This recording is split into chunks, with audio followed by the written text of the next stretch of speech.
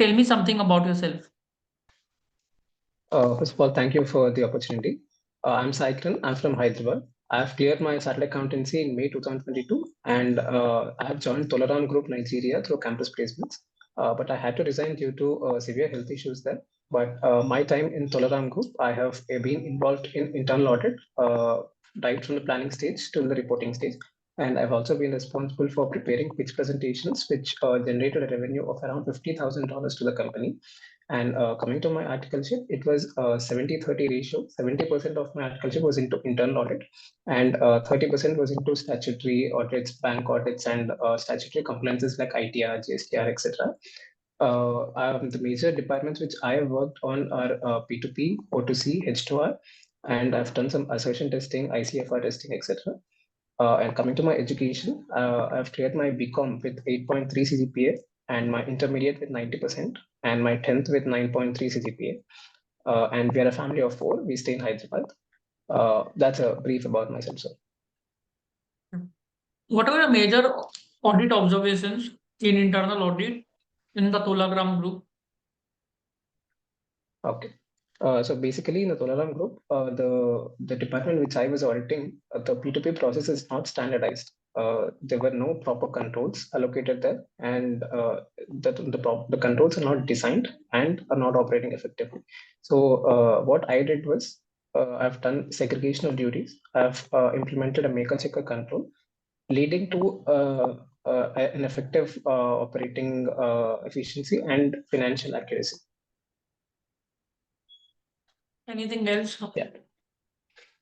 Okay. And also in the P2P process, there is no three-way matching which is happening. Like the GRN quality is more or less than PO, and for which we have recommended that it shouldn't be different than PO. The PO invoice and GRN should be matched at all the times. And in your articles, okay, what are the major observations? I need 4 to 5 observations from your end in internal audit. Okay. So in the internal audit, the major observation was in stock audit when I was conducting a stock audit of a company which is into flour or atta. So while we are doing the stock audit, we have asked the management to just open some of the bags to check whether there is wheat or not. So when they have opened the bags, we found out the bags are filled with sand. So the management was inflating the inventory in order to get loans or to increase the profits, etc. So that is one of the major observations which I found in the internal audit, and some other observations in O2C, order to cash process, where there is no proper planning of logistics team and the sales team, which is leading to more cost and delay in delivery. And right now, I could recall only these. Okay, what is the difference between IFC testing and IFCR testing? So basically, IFC is a bigger umbrella which consists of operating controls, fraud prevention controls, and internal controls over financial reporting. So internal financial controls is the policies or procedures which are put in place to achieve the organizational objectives, to safeguard the assets, to ensure financial accuracy, and to timely prevent and detect the fraud. So ICFR is basically only related to the controls over financial reporting, which directly impacts the financial statements. And as a statutory auditor has only responsible to report on ICFR, internal controls over financial reporting. Why do you think is internal audit so necessary for any organization? Okay, so what I feel is internal audit actually adds value to the company. Like we can standardize the process in such a way that there can be no chance of fraud being happened. Internal audit adds and creates value to the company. What is Section 138? Tells about it. Section 138 of Companies Act 2013 speaks about internal audit and its applicability. So internal audit is mandatory applicable to every listed company and every unlisted company whose turnover is more than 200 crores, outstanding borrowings more than 100 crores, paid up share capital more than 50 crores, and outstanding deposits of more than 25 crores.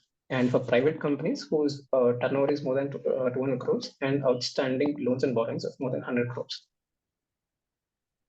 What are the steps in the P2P process? So P2P process basically starts from purchase requisition. A user department generally raises the purchase requisition to the purchase department, and then the purchase department proceeds to take the quotations from at least 3 vendors, and they prepare a comparatives. And from those comparatives, a vendor will be selected, and then a PO is raised. And after PO is raised, the goods will be delivered along with the invoice. And after that, the entry in the system is made. That is entire P2P process. Have you come across any situations of fraud in your articles or your any instances of fraud you have noticed? Yeah, which I've mentioned, the stock audit fraud which is happening. Instead of atta or flour, they have filled the inventory with sand in order to inflate the profit. What are the fraud risk factors? Fraud risk factors are basically the examples of fraud risk factors are embezzlement of cash or teaming and leading, etc. Yeah, I could recall only these right now. What is skimming and leading? Teaming and leading is inflating or deflating the cash received in case of revenue. This you can note it down.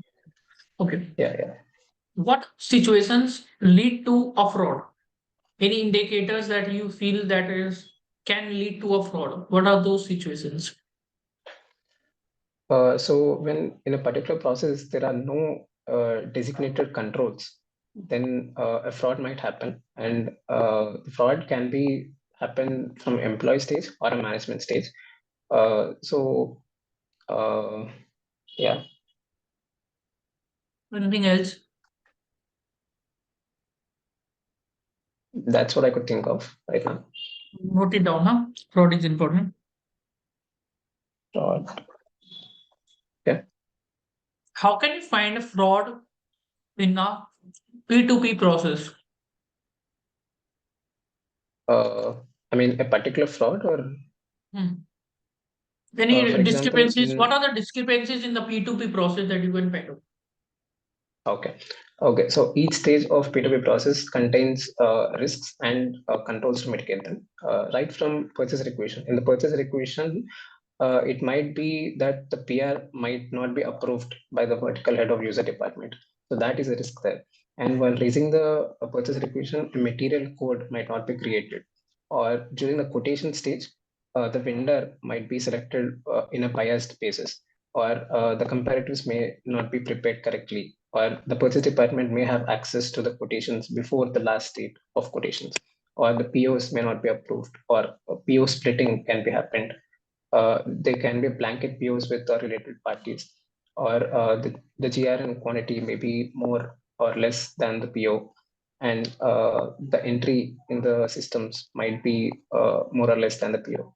So these are the possible risks which can happen. Right.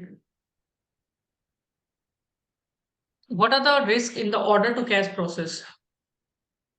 So order to cash process, the risk might be unauthorized sales. Like when we receive the customer PO, it might not be approved, or unauthorized sales commitments. Like we commit to the sales without verifying whether we can deliver or not, without verifying our credibility, or recording of fictitious sales, or recording of sales and sales written immediately after that. Like for example, before March 31st, they have recorded sales, and in the first week or second week of April, there was sales returns. So that can be happened, and there can be a risk in the logistics part, like improper planning of sales department and logistics. Yeah, and also debtors. The payment from debtors can be delayed, and inappropriate follow up by the company. That could be a risk. Right.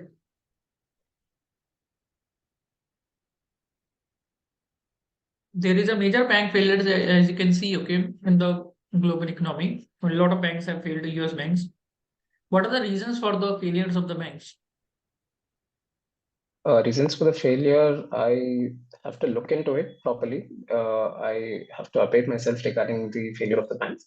But what I can say is this is not happened right now. The indicators of this happening have been there since a very long period of time. Yeah. But if we can think of why these banks frauds are happening, why there have been failure of four banks, okay, one after another. I think one more bank now I think could be a failure. Fifth bank also, I can't say the name, but I think one more bank I am hearing. Okay, so what can be the reasons from a common sense point of view? With so many banks are failing in US. Uh, I definitely have to update myself on this. I'll just research regarding the topic. Okay. Okay, there is a report like Adani report has come by Hindenburg. Okay. So what was written in that report, if you know? What are The report has mentioned many allegations on Adani's group.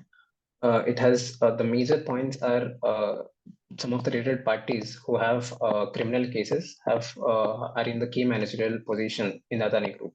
That is one of the allegation, and the second allegation is the shares of Adani group has been bought by shell companies which Adani's have been created. Uh, and there are other allegations regarding the business process of Adani Group. Uh, yes, I could think of this. there have been major frauds in the banks of India also, like Yes Bank, Neerav Modi scam. Okay, so can you please give some reasons for why these bank frauds are happening? As an auditor, okay, if you are given an opportunity to do a bank audit, okay, so what are the things Hmm. that you would be doing to make sure that this fraud does not happen? What are the internal checks? So basically, before lending any loan to a person, whether individual or a company, the banks has to perform a procedure to analyze the financial health and the credibility to repay the loan. So I think when these factors have failed, the fraud might happen. Like performing analytical procedures like maybe variance analysis or trend analysis or looking at the financial health, financial ratios of the company might give an input to the banks before lending a loan.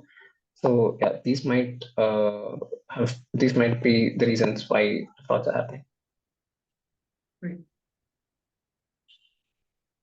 What is SOX audit? So SOX audit is basically introduced by the federal law in during the time of WorldCom and Enron scam, which is happening. So it is basically introduced in order to improve the confidence among the stakeholders and to increase the accuracy of the financial reporting overall. So it mainly focuses on four core internal areas, that is security, database, change management, and one more I couldn't recall. But yes, SOX is basically related, almost similar to internal audit. The process of SOX is first we conduct a walkthrough. Walkthrough is understanding the entity and its environment, and we prepare a risk control matrix. And after that, we test the controls on the basis of RCM, and then we prepare a report. And SOX is applicable to all public traded companies in the US, and the periodicity is 1 year. Wait. What is the risk in the hire to retire process? Okay, hire to retire process. So they can be fictitious employees, fictitious or ghost employees, or the statutory compliances like PF or ESI might not be paid as per the due date, which might lead to penalties, or maybe the company does not consider the Form 12BB, that is the data which is given by the employee to the employer regarding the investments or HRA for deducting the TDS. So the company might not comply in that. And the master data maintenance, where a company fails to maintain the data of the employees who has been employed over the years. Or maybe when a company does not verify the background of an employee. So these are the potential risks. Have you worked on SAP? SAP, not really. I don't have a hands-on experience of SAP.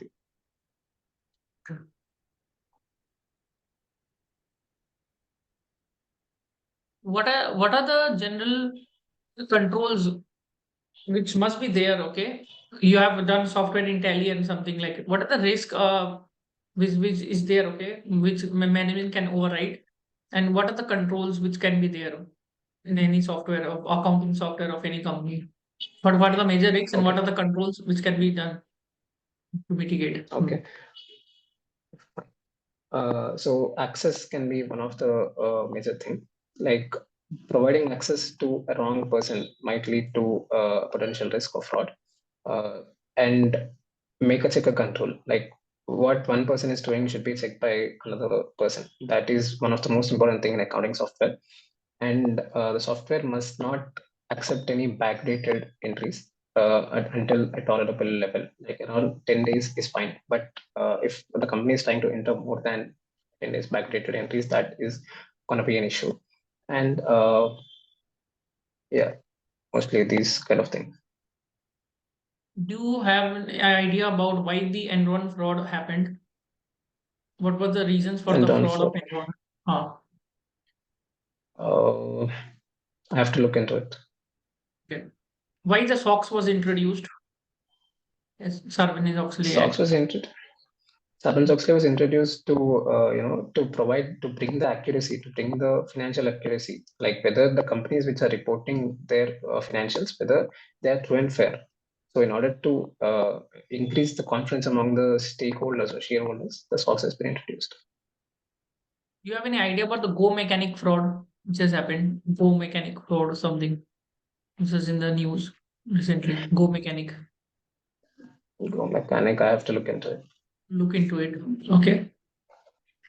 Um,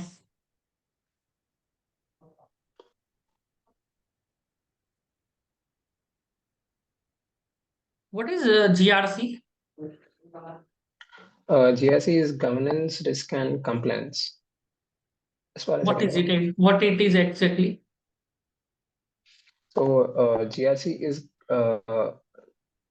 what the company is what the company's process has, like whether there is a proper governance of the controls and whether there is a proper risk controls, and whether the company has been complying with the statutory compliances. Basically, it is audit of these areas.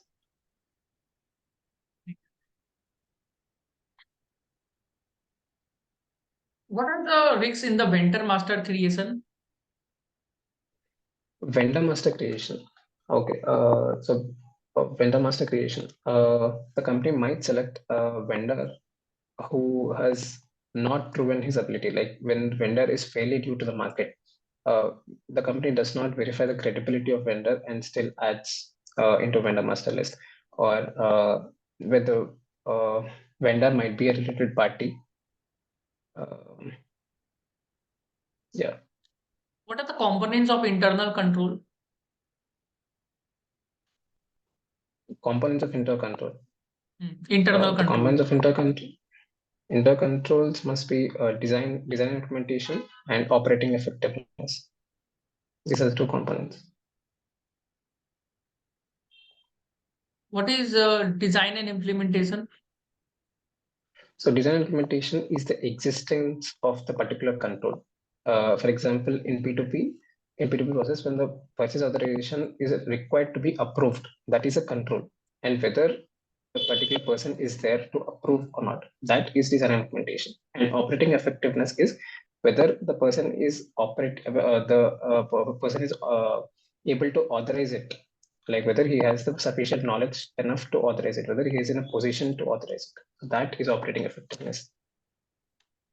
What is ceramic? CERAMIC, ceramic. Ceramic, I don't have any idea of it. Okay, what is ELC? Entity level control. Entity level control. I have to look into it. Okay. What is process level controls? Entity level, process level. Okay.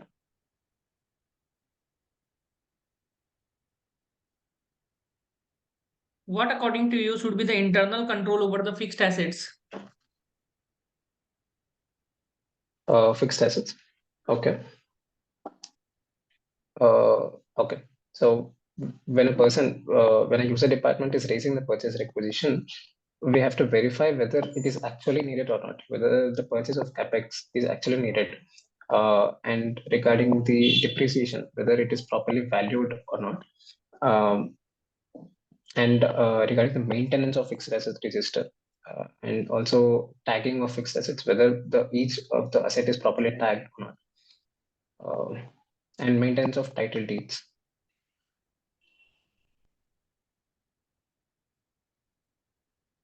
What are the major IT controls which our organization should have? IT controls. IT control. ITGC controls. I have to read about it. IT Mm. control. Why should we hire you? So I have an in-depth experience in internal audit during my articleship or during my post-qualification. And I could say I'm a person who's a blend of both analytical and creative skills. And the example of my analytical skills are I've cleared my chartered accountancy in first attempt with 4 exemptions. And the example of my creative skills, I handle a social media page which has around 200,000 followers. So whenever a problem is thrown at me, I analyze it using my both analytical and creative skills. Uh, and yes, I think yes, that is the key. How will you check ghost employee? Ghost employees can be we can physically verify, like we can conduct a surprise checks, or we can check the TDS returns of 192 which is filed to the company, or we can check the form 16s to verify the ghost employee.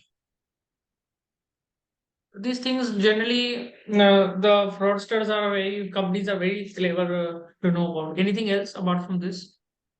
They make everything. Uh, Those want to do fraud, this is Form 16 and all, they make it. They are they are very clever with this. uh, Anything else you can do? uh, in the automated attendance, we can actually we can not add any fake employees because each employee's thumb or eye recognition is different. So I think implementing the automated attendance system would work to detect the ghost employees. Take one thing in ghost employees, like 365 days, you will ask the attendance register and you will see which employees have been not coming to office for a long, long time, like 4 months or 6 months type of this. So you will try to figure out if they are not coming for 4 to 6 months, then that can be a case of a genuine case. And then we can interrogate with the management why these companies are not coming, what are the reasons, whether they are in some maternity leave or paternity leave or whatever leave it is, and why these companies are these employees are not coming up, whether they're paid salary or not. So that is something that you can check in ghost employees. All Okay, right, we got all right, 365 days period and see which companies are consistently not coming to office for 4 to 5 months, 6 months. But that could be the case where frauds might happen in ghost employees cases. all That will right. be Got one it. thing that you can do.